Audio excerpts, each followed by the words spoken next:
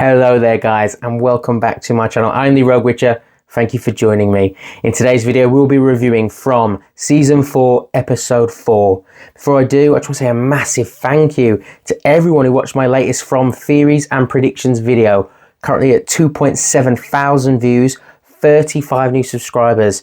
My best performing video in terms of watch time, new subscribers, likes and comments. I mean, it's just brilliant. Thank you so much for all the support, and I hope you're watching this one as we break down the new episode. As per usual, just before we do, if we can hit that like button, every like, that's what must have happened in the last one. People liking it, it pushed it, YouTube pushed it, and we got so many new viewers in. So let's do it again, guys. Let's like. Right, no more waffling. Let's talk about episode 4 from season 4. From season 4, episode 4 starts off, I think, very interestingly. We sort of have like a council meeting, if you will, of the elders, of the leaders of the town. We're dealing with the aftermath of last episode. What does this mean with this yellow suit being found? What it represents, of what Victor leads us to believe. He doesn't say much in the beginning. Victor's dad mentions about the drawings his late wife, aka Tabitha, made of this. So it sparks controversy. Some people believe it could mean something. Some are a bit more dubious and want more facts, like Boyd. But it gets the conversation started. Victor's dad says, I'll try and get the information out of him. He goes off, and everyone else agrees, Donna, the senior leadership, that we should probably keep it on the down low until we're 100% sure, I mean we are as viewers, that Tabitha is indeed his late wife, and not tell people about this whole reincarnation thing. So it might just throw people for a loop unless we're 100% certain, which I understand. We don't want to cause more panic and more disarray as going on. But a great start to the episode indeed. Man in yellow, behind Sarah's voices, I think so. Sarah, Sophia having a conversation. Sarah goes down the stairs. All of a sudden, Sophia starts muttering like as if like a witch casting a spell. Sarah gets to the bottom of the stairs. Oh, what a shock, she's been contacted again. So I think it's safe to say it is the man in yellow behind it. Does that mean all the voices were the man in yellow? And can he hear everything, therefore manipulating people by saying things that people think, like for example, Boyd's wife, only she would know to call him that when actually he is, because somehow he's in tune to hearing everything that's going on and using that to his advantage. Man in yellow, tricky bugger. We're on a mission to find the Lake of Tears. Tabitha and Ethan are setting off to the settlement to try and find the Lake of Tears. Tabitha realizes that maybe she should try and, help Ethan. He's going to go do it anyway. And right now she just wants to be there for him while he's going through this, obviously not realizing that it probably is something and it is very important. So that's pretty interesting. Fatima, is she losing it? Other people think so. She's making clay monsters. I really like this episode because although it may not have all the bells and whistles of thrills, again, I'm loving the character development, the seeds that have been planted and the seeing where they go, like with Ethan going off what his dad wants, Fatima feeling this some sort of connection, Victor, remember the man yellow. So I think it's a very good episode. I think some people are going to be like, oh, nothing's really going. Everything's going on in From. Every detail matters. Every detail. What is Fatima making? Well, it's a golem. Now, I am a fan of supernatural television series, and in the actual show, Supernatural, I know what a golem is. It is a creature made by clay, and they're sort of sworn to protect you in mythology and folklore. I'm sure there's other iterations, but that's what it is in the show. Fatima, is she making this to feel protected, to have her protected, the town protected? It could be. She makes out that, she's still feeling the connection to Smiley, and perhaps he won't like the feeling if she has a protector that might unsettle him. It's interesting. I highly doubt it's going to work, but who knows what could work in this town, and she's being proactive, and after all the whole ordeal she's gone through, I don't think it's a terrible thing to have something to focus on and to, try and keep your mind going. And also, what if it works? What is she? It's not hurting her, and maybe even if it doesn't help in terms of the golem being real, maybe just the cathartic process might. I say let her do it. Donna. I love Donna, guys. I love Donna. Everyone needs a Donna in her life. Ooh, the speech of Tabitha is just so beautiful, and it's everything you want from someone like Donna. She's so strong, Donna, and she's so badass, but people forget that she can be very open and very vulnerable and very kind and caring. And I really love, she says, listen, I don't want to find another note like I did before, all right? You've got kids to look after. We've become family now. If anyone's going to be taking a risk around here, it's me. Do you understand? If someone needs to lay their life on the line, it's going to be me. I'm just getting emotional hearing it. I love Donna. I love what she represents. I love her in the show.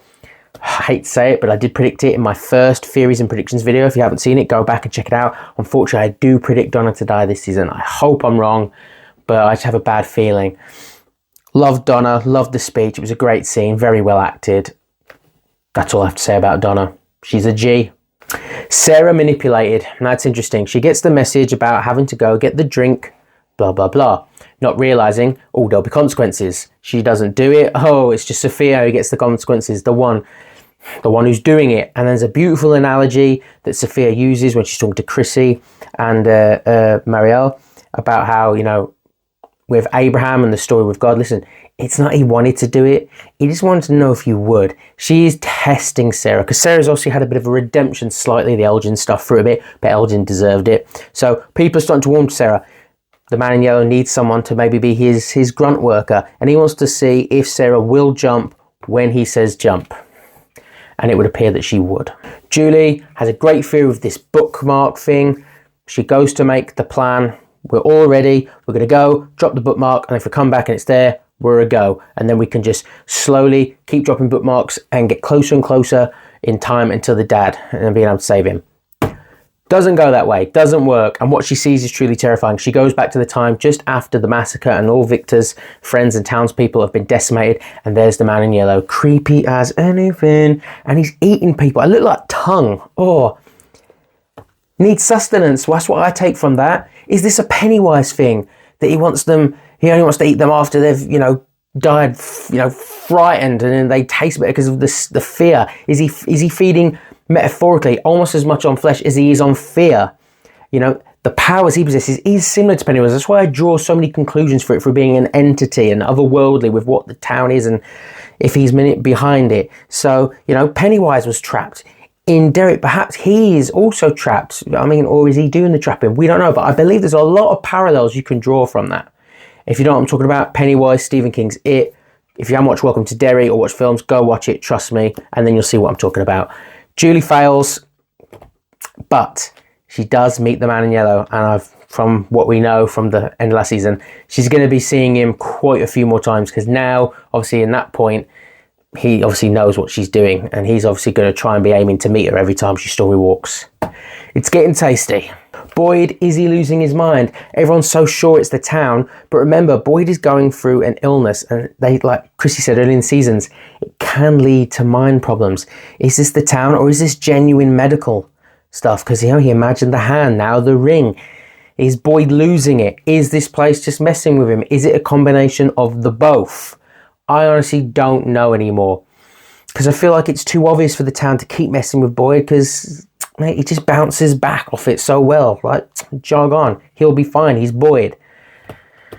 But I'm starting to get worried for Boyd. I'm starting to get very worried for Boyd. What do you think? Do you think it's the town, or do you think maybe it's his illness? Let me know in the comment section below, guys. Oh my God, what an ending. We're going to test to see if the Lake of Tears are good. I'm sat there thinking, by the way, why has no one swam over just to see what's over that bit? But anyway, they're digging up. One of the people finds a rope, pulls it. Something comes to the surface. We don't know what it is. Is it a body? Is it a clue? We don't know. I can't wait for next week. But is it a coincidence? Jim said, "Fire the Lake of Tears." They go there. They have found something.